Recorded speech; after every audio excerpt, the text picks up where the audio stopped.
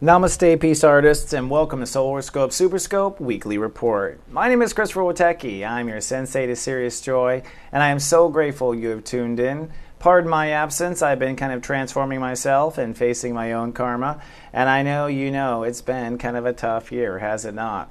Now, this is a SuperScope because it's designed to serve more than one personality. If you're a Libra Rising, or if you have Venus in Libra, all will apply.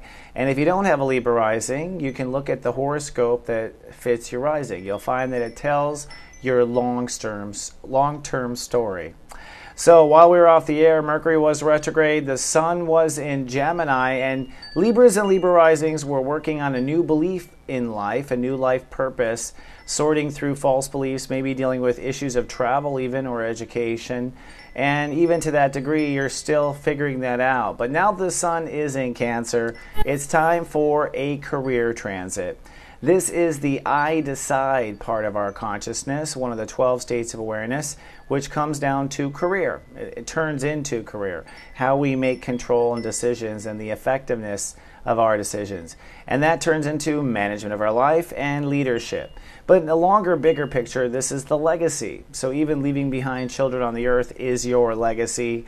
And this part of your life is the part that's had to grow the fastest in the last year. And in the next 40 days, you'll be wrapping up the last year's aggressive growth. And don't get too settled in your given job or career. I have to say I've seen changes in the last hour as an astrologer, in the very last hour. So stay open, stay flexible.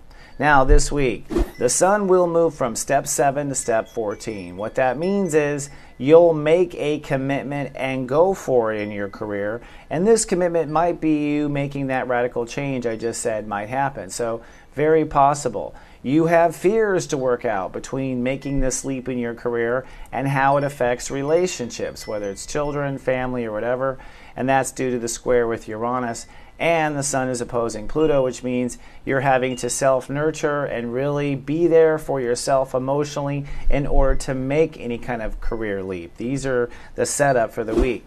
Now Mercury goes direct, thank Goddess, on July 2nd. That's Tuesday, which means we will all start moving forward with business, thinking, communication, etc. In your case, moving forward with life purpose. Again, you may not be sure where life purpose is, but you're moving forward anyways. In fact, Venus has now moved into Gemini, which means you will now be literally planting new beliefs that are growing a crop. So you might be developing new ideas. For those who are writers or whatever, this might be the beginning of a book. But whatever it is, it's going to grow into something very meaningful for you. So go for it. And then lastly, the male ego is finally let free. It is going to break past its opposition to Uranus this week. This was the tug-of-war between relationships and ego. Now the two live kind of independently. The ego's on its own course. Relationships are on theirs. It's up to you to coordinate them, but they're not fighting anymore. That's a good thing, and that happens this week. Well, I have an announcement coming up here, and I also have a cool new feature of the SuperScopes called the Sirius Joy Farm. But first, my cool announcement.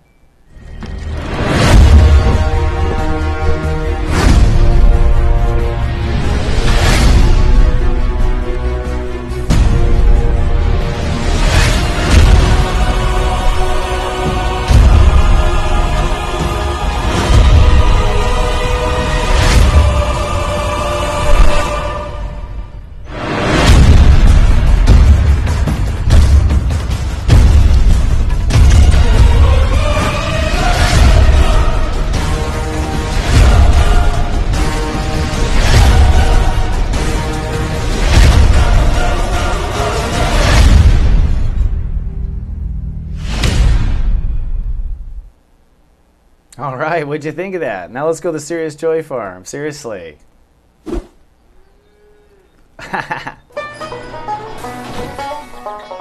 This is my Sirius Joy Farm, and this is my life's work, basically. I put it into a new format to understand astrology.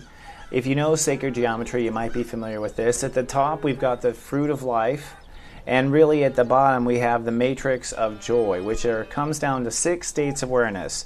There are 6 things we want to be serious about. There are 6 things we want to be joyful about. All right? And, oops, my little step isn't going off here. A lot of Mercury retrograde problems. So let me dim the lights. Here are the states. On the left is the serious side. On the right is the joyful side. And so what I did was create this little tree for everyone to understand kind of how consciousness stacks, because this is how it stacks. From beliefs on the left, they lead to your feelings. So a lot of feelings in life are based on people's beliefs. And feelings kind of play out automatically, whatever it is you believe, until you stop your feelings. So a lot of times people who are high drama and stuff, we know this, and it has to do with because they believe they're supposed to be high drama, not necessarily because they want to be. So in this case, this is a way we can map out where our conscious is and really see on the grid what's going on. That said, where's God? God is focused on decision makings for Libras and Libra Risings, right? So you can see there the God side. Now, that's what you're creating this particular month. What you're manifesting is Earth, which is man over here on the feeling side. Notice how you have to stay in balance between decisions and feelings. And this is a very important part of the root structure to Sirius joy, is to stay balanced between the two. Now, another part of the fun equation has been Mars, which is masculine energy, and it's been putting pressure on ego and character for Libras. So a lot of pressure at the top, a lot of pressure at the bottom. This is why Libras are so stretched, okay, in Libra Risings. This grand square that's been happening. Now, on the other side have been your relationships. Psycho energy, Uranus. And you can see here the 4. So it's like Uranus versus Mars, Earth versus the Sun. These are the 4 areas. Marriage versus ego, feelings versus decision. This has been why things have been so difficult. Now, the good news is it's all about making new decisions, which comes down to changing the way you feel about things. If you change the way you deal with feelings, you're going to feel stronger in your emotions. It's going to lead to stronger marriage and partnerships. And of course, you're going to feel stronger in your ego character. So that's the magic number right there. Let me get rid of a couple things here and show you one more thing, which is a grand trine between God, Neptune, and Saturn. So Neptune, which is Pisces, represents self-esteem, self-nurturing, self-compassion. And so the key here is to be self-nurturing in your practice every day, to be there for yourself, to be compassionate to yourself, because this grand trine unites the 3 states of awareness, and that's really the pinch point. You be nice to yourself in the moment. It'll be easier to make decisions, and you will therefore manifest, which is Saturn. Saturn's been putting on money. Manifestation is money, if you don't know. So for those who've been worried about money, again, being easy on yourself in the moment, I believe, is what you need to practice here. All right, so let's now take one final look in the Witecki Theater, and then I'll let you on your way.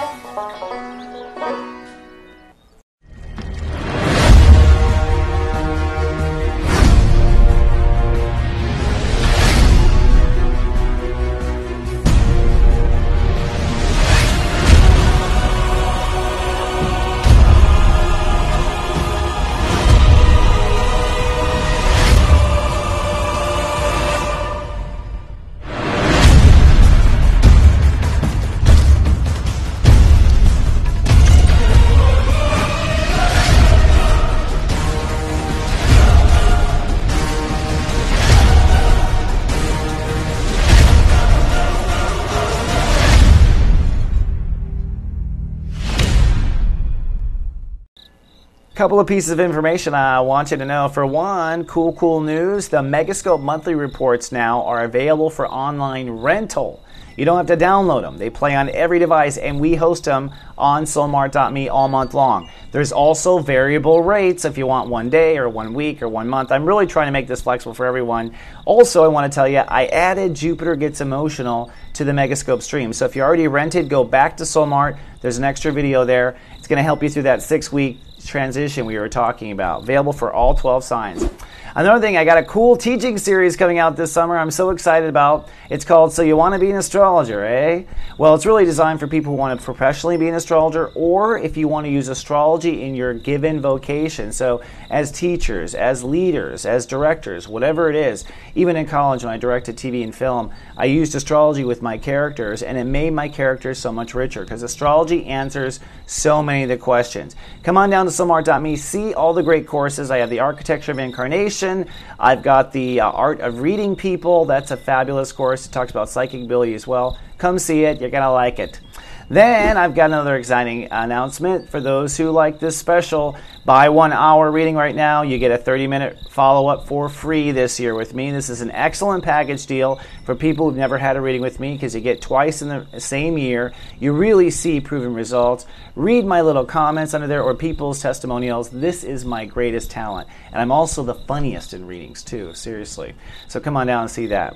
Couple of things we ask you. Hey, if you're watching on YouTube, please subscribe to our channel. We do appreciate that. If you're on Facebook, you can like us by navigating to soulgarden.me, and I'll take you straight there.